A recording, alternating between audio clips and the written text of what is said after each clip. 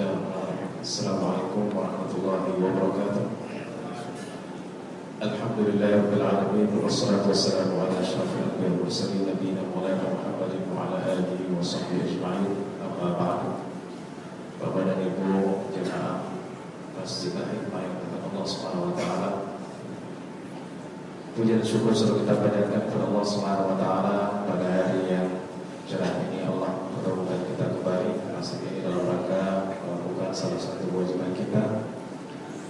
Dan insyaallah kita akan lanjutkan dengan kajian tentang akidah Islamiyah. Semoga Allah memberikan kekuatan kepada kita semua dan pertebal keyakinan kita kepada Allah Subhanahu wa taala. Salawat dan salam semoga tersampaikan kepada Nabi kita, Rasul kita, panutan kita Nabi Muhammad SAW serta para keluarga, sahabat Nabi dan seluruh pengikutnya yang senantiasa menapaki jejaknya dan mengikuti sunnah-sunnah. Bapak dan Ibu yang dimuliakan Allah Subhanahu wa taala, di bulan Dzulqa'dah ini dan beberapa di antara kita mungkin akan melakukan ibadah haji. Dan yang belum mempunyai kesempatan untuk melakukan ibadah haji, semoga Allah memberikan rezeki untuk melakukan ibadah haji dengan izin Allah Subhanahu wa taala. Bapak dan Ibu bukan Allah Subhanahu wa taala, balasan bagi orang-orang yang melakukan kebaikan adalah surga. Dan surga itu disebut-sebutkan dengan amalan soleh,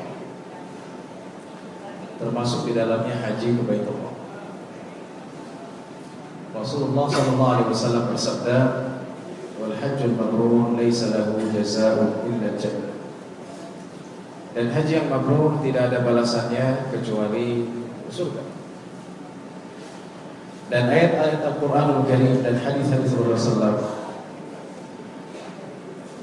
ketika berbicara tentang surga memaksudkan agar setiap muslim hatinya selalu bergantung terhadap surga. Hatinya tidak bergantung hanya kepada dunia. Hatinya bergantung kepada harta. Hatinya bergantung kepada jabatan. Tapi bergantung kepada akhirat, kepada surga. Sehingga karena hatinya bergantung terhadap surga, hatinya bergantung kepada surga Allah Subhanahu wa taala, maka apapun yang ia miliki dari dunia tidak akan memalingkannya dari jalan Allah Subhanahu wa taala.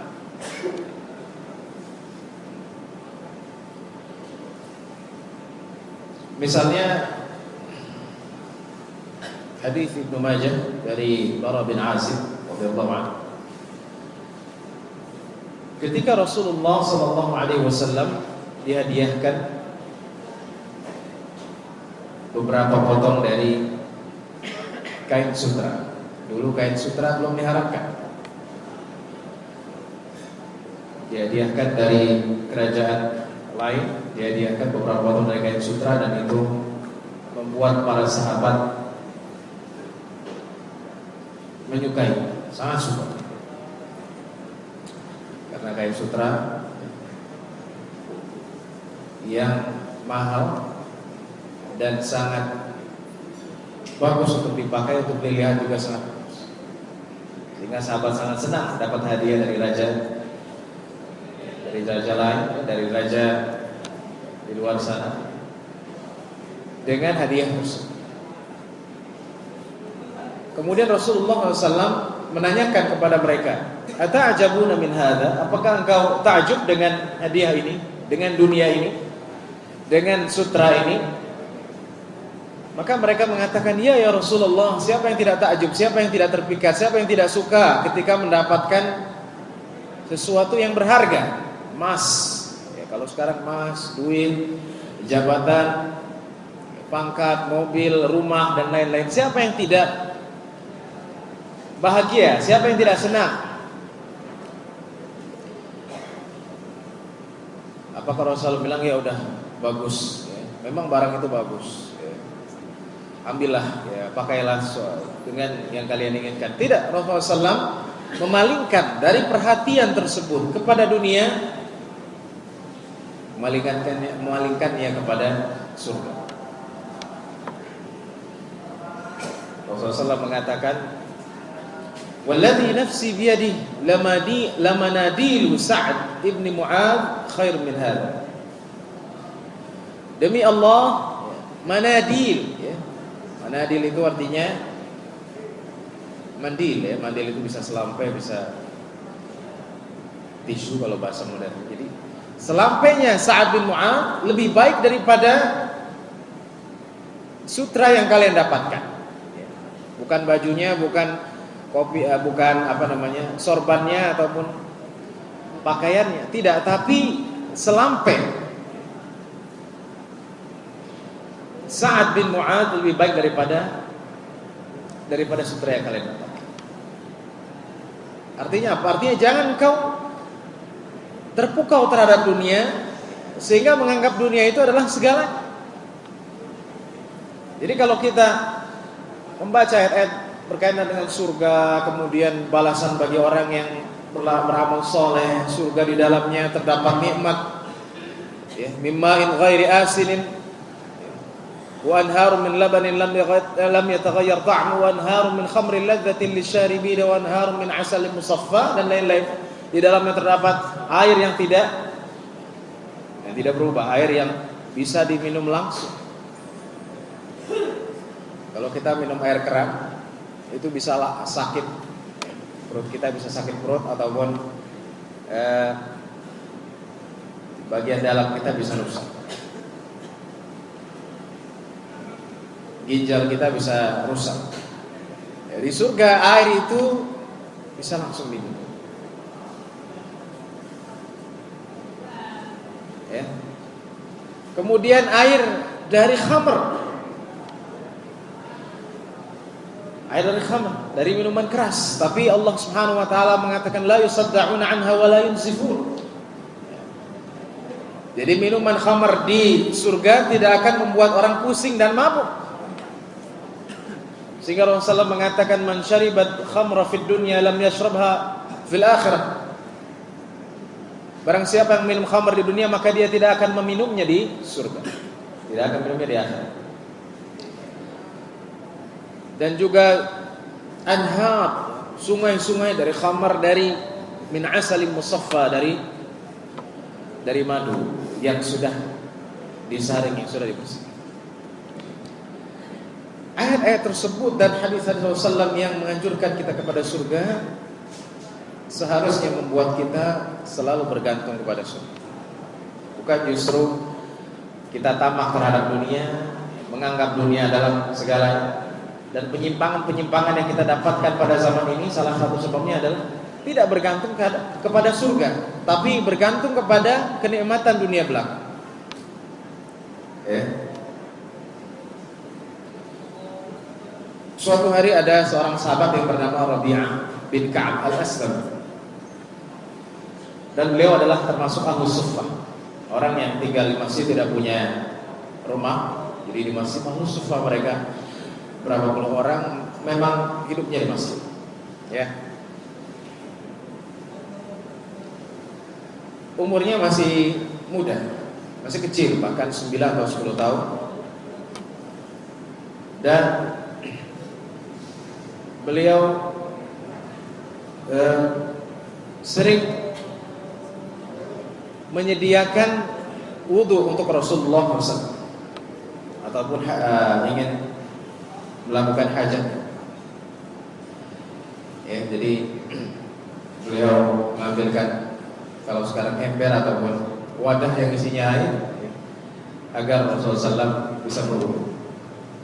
Karena tinggal di masjid, ya, dan rumah Rasulullah SAW dekat dengan masjid, maka Rabi'ah bin Ka'ab al-Aslami betapa inginnya untuk selalu menservis Rasulullah SAW, menyediakan wudu Rasulullah SAW. Ketika Rasulullah SAW melihat bagaimana Rabi'ah bin Ka'ab al-Aslami ini sangat membantunya. Bahkan kalau ingin membuang hajat, beliau juga mengambilkan air untuk Rasulullah SAW.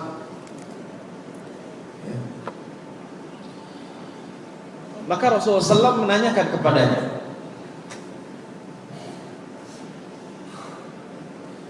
Rasulullah SAW bukan menanyakan, mengatakan kepadanya, wahai Ka'ab, wahai Rabi'ah bin Ka'ab, mintalah kepadaku apa yang kau inginkan. Mintalah kepadaku apa yang kau inginkan. Jadi anak muda atau anak yang baru umur 9 atau 10 tahun, Rasul menawarkannya untuk meminta kepada apa yang diinginkan. Apakah dia bilang langsung, ya Rasul, saya ingin duit 10 dirham, 100 dinar, saya ingin baju, saya ingin kendaraan atau yang lainnya? Tidak. Kata pemuda ini, kata anak ini, anzirni hatta ufakkir. Beri saya waktu sehingga saya berpikir. Subhanallah. Dengan kecerdasannya tidak langsung bilang, tapi ia berpikir. Kemudian Rasulullah SAW menunggunya sampai ia berpikir. Setelah berpikir, maka datanglah kepada Rasulullah. Kira-kira apa yang diminta? Minta uang? Kalau kita bayangkan anak sekarang umur 10-11 tahun, ketika bilang, ya minta aja, kamu minta apa? Bapak kasih atau saya kasih. Kalau anak sekarang, oh saya mau duit, saya mau mainan, saya mau HP, saya mau tablet, saya mau yang lain-lain, atau saya mau baju. Yang terlintas dalam pikirannya pertama kali akan minta. Tapi Rabi'ah bin Ka'ab tidak meminta itu. Beliau berpikir dulu. Dan apa yang dipinta? Apakah dunia? Apakah baju? Apakah rumah? Atau uang? Tidak. Rabi'ah bin Ka'ab al-Aslami mengatakan, as'aluka murafaqataka fil jannah. Ya Rasulullah, saya minta untuk menemanimu di surga. Subhanallah. Anak 10 tahun tidak minta dunia, tidak minta pakaian, tidak minta hajatnya yang berkaitan dengan dirinya atau yang terlintas dalam pikirannya pertama kali, tapi yang diminta apa? Saya ingin menemanimu di surga. Rasul pun terheran-heran dan takjub dengan perkataan.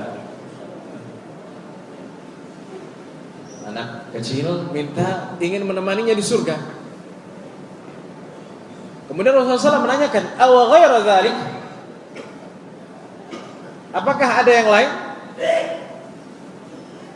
Maksudnya yang lain yang berkaitan dengan hajatmu atau urusan? Maka kata Rabi'ah bin Ka'ab, qala la, tidak ya Rasulullah. Huwa dzaka, itu saja. Itu saja. Dalam riwayat lain disebutkan bahwa Rabi'ah bin Ka'ab al-Aslami mengatakan, kalau aku meminta kepadamu dunia, duit, pakaian, rumah, maka semua itu akan hilang. Aku tinggalkan, akan hancur. Ya. Kalau aku minta uang, uang itu akan habis. Kalau aku minta baju, baju itu akan rusak. Kalau aku minta rumah, rumah itu akan hancur lama-lama.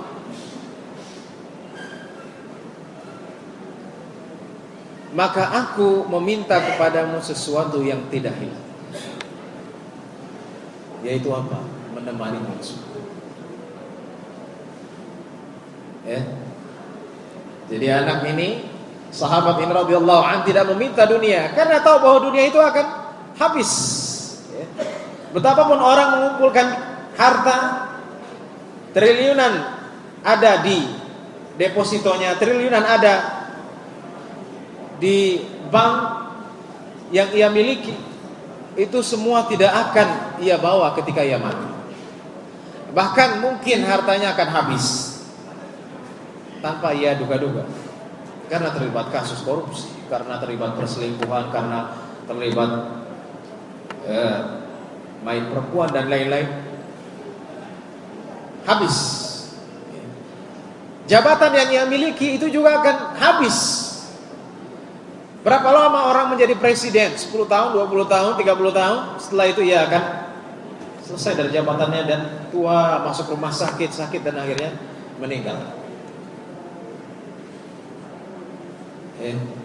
Mobil yang ia inginkan, manusia atau orang yang ingin mobil juga akan rusak, lama-lama akan rusak. 10 tahun, 20 tahun sering diservis, lama-lama menjadi barang yang sulit untuk digunakan. Maka Rabi'ah bin Ka'ab al-Aslami tidak meminta dunia dan mengatakan, aku meminta kepadamu sesuatu yang tidak akan hilang, yaitu apa? Menemanimu di surga. Maka kata Rasulullah SAW, fa'inni ala nafsika bi kathratis sujud. Rasulullah SAW tidak bilang kau masuk surga atau engkau pasti akan menemaniku di surga. Rasulullah SAW mengatakan kepadanya, maka perbanyaklah sujud. Ya, salat dan salat rawatib, salat sunnah, salat duha, salat malam. Di ketika sujud mintalah kepada Allah Subhanahu wa taala. Bapak dan Ibu yang dimuliakan Allah Subhanahu wa taala, itu kisah bagaimana mereka bergantung kepada surga. Ada satu kisah lagi yang perlu saya sampaikan. Masih kaitannya dengan hati yang bergantung terhadap surga. Hati yang selalu merindukan surga. Ketika Rasulullah menyampaikan balasan bagi orang-orang yang beramal saleh dengan surga, mereka langsung melaksanakan. Mereka langsung ingin mendapatkan surga itu. Suatu hari ada seorang anak yatim dan ia memiliki kebun kurma. Kemudian anak yatim ini ingin membuat tembok, ingin ditemboki ada ya biar lebih lebih bisa dikontrol, kemudian juga tidak kemana-mana. Tapi ada satu pohon kurma milik tetangganya yang menjulur ke dalam kebunnya dan itu mengganggunya. Sehingga ia datang kepada tetangganya dan bilang, bisakah engkau menghibahkan satu pohon kurma itu yang menjulur ke dalam kebun? Karena aku ingin membangun tembok supaya aku bisa merawatnya. Kata laki-laki ini tidak. Silahkan bangun tembokmu, tapi tetap itu pohon kurma menjulur ke tempatmu karena itu memang milik dia, memang bagian dia. Tapi karena itu masuk, inginnya semuanya jadi tempatnya, tapi karena satu memang itu bagian milik dari tetangga itu, maka tidak bisa dibuat tembok yang itu lurus ya. Kalau begitu aku beli supaya aku bisa menembokinya. Kata laki-laki ini tidak bisa. Pokoknya bangun aja, yang penting pohon aku tidak kamu tebang. Tidak bisa. Sehingga anak yatim ini datang kepada Rasulullah. Hadis ini dalam Ibnu Hibban dengan sanad yang hasan. Mengatakan, ya Rasulullah, diceritakan bahwa begini ceritanya, bahwa saya ingin membangun tembok, tapi ada satu pohon yang itu memang bagiannya, memang tempat tetangga yang menghalangiku. Bisakah engkau membantu? Rasulullah SAW datang kepadanya dan mengatakan, berikan kepadaku, jual kepadaku, kata Rasulullah. Kalau engkau menjualnya kepadaku, maka bagimu kurma di surga. Maka bagimu pohon kurma di surga. Apakah mau orang ini? Orang ini nggak mau. Saya nggak mau. Pokoknya pohon itu tetap ada. Kemudian sahabat yang hadir ketika itu, ya, ingin. Karena Rasulullah mengatakan kalau engkau jual itu kepadaku, maka bagimu pohon kurma di surga. Ya, bukan di dunia tapi di surga. Sehingga seorang di antara mereka sahabat yang bernama Abu Dahdah radhiyallahu anhu, ya, berkata kepada Rasulullah, "Ya Rasulullah SAW, apabila aku beli, apakah aku akan mendapatkan pohon di surga?" Kata Rasulullah, "Ya." "Apakah aku mendapatkan pohon kurma di surga?" "Ya, kau akan mendapatkan." Maka ia berbicara kepada orang tersebut, ya, karena ingin membeli satu pohon kurma ini. Abu Dahdah memiliki kebun kurma yang luas di Madinah, terkenal. Semua orang ingin membelinya. Itu ada 600 pohon kurma. Tapi karena mendengar bahwa Rasulullah menjelaskan, kalau ada yang beli ini untuk anak yatim ini, maka baginya pohon kurma di surga, maka Abu Dahdah mengatakan kepada orang ini, "Aku beli." Dengan apa? "Aku beli satu pohon kormamu dengan kebun kormaku di Madinah yang isi 600. Orang ini terheran-heran. Berani banget nih ya. Satu pohon korma ya dibeli dengan 600 pohon korma dengan satu kebun yang besar. Kalau kita rugi nggak? Kita mau beli mobil Kijang, ya, kita tukar tambah tapi dengan mobil Alphard, rugi. Atau ingin membeli rumah, karena kita suka sama rumah itu, tempatnya strategis, kita jual rumah kita yang harganya 1 miliar, atau ya ingin dapat rumah itu karena kita suka yang harganya 5 miliar, kita jual. Rumah itu harganya kurang dari 1 miliar, harganya cuma 200 juta karena kecil, tapi kita jual. Rumah itu, mau berani beli rumah itu, kenapa? Karena suka. Orang itu gak mau menjual rumahnya pokoknya sampai sekian, harganya cuma segitu, tapi dia ingin. Rugi. Dalam pikiran manusia rugi. Membeli satu pohon korma dengan 600 pohon korma, yaitu kebun yang luas. Tapi Abu Dahdah tidak. Akhirnya terheran-heran dan akhirnya lagi, "Oke, engkau ambil pohon korma itu dan aku ambil taman, aku ambil kebun." Kemudian Abu Dahdah mengatakan kepada Rasulullah, "Ya Rasulullah SAW, apakah aku akan mendapatkan pohon kurma di surga?" "Ya, engkau akan mendapatkan." Dan Rasulullah mengatakan, "Kam min 'azkin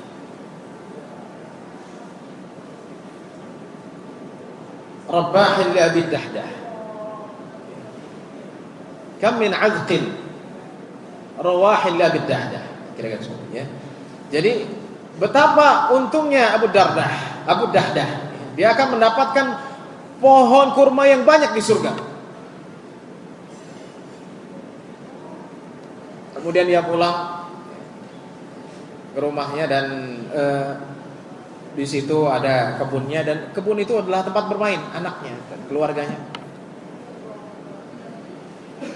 Kemudian Abu Dahdah bilang, "Aku telah jual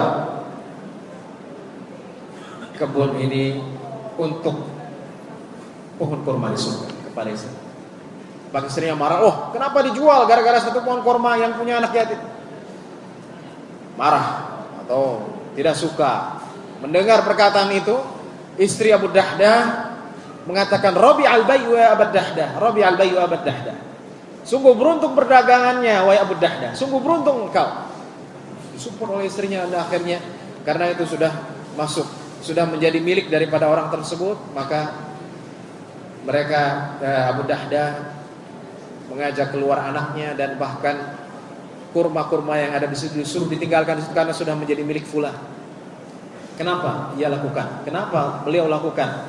Karena ingin mendapatkan pohon kurma di surga.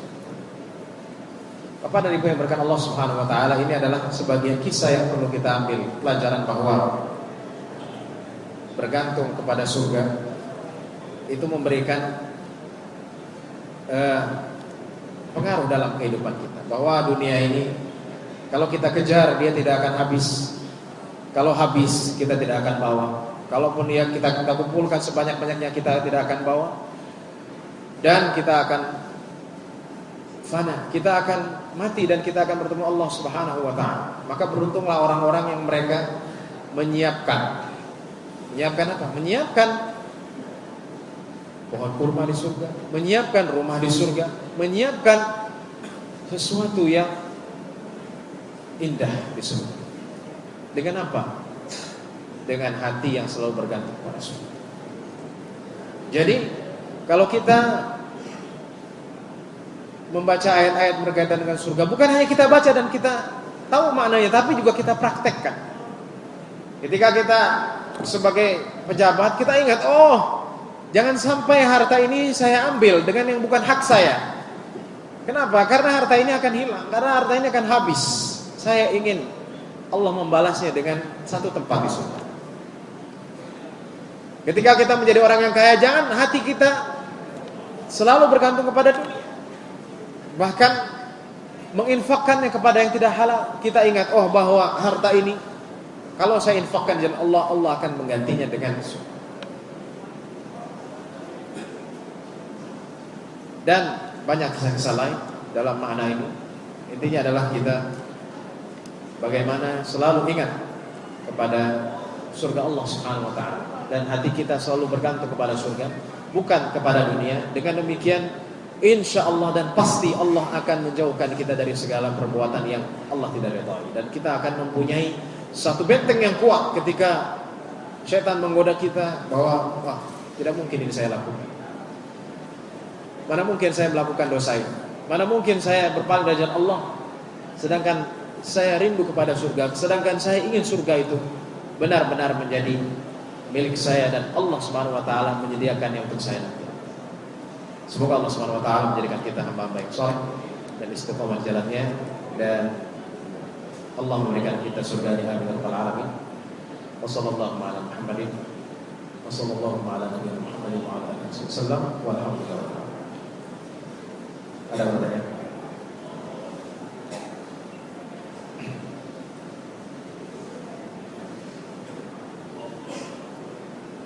Tidak ada. Baik, kita tutup dengan kafaratul majlis. Subhanallah.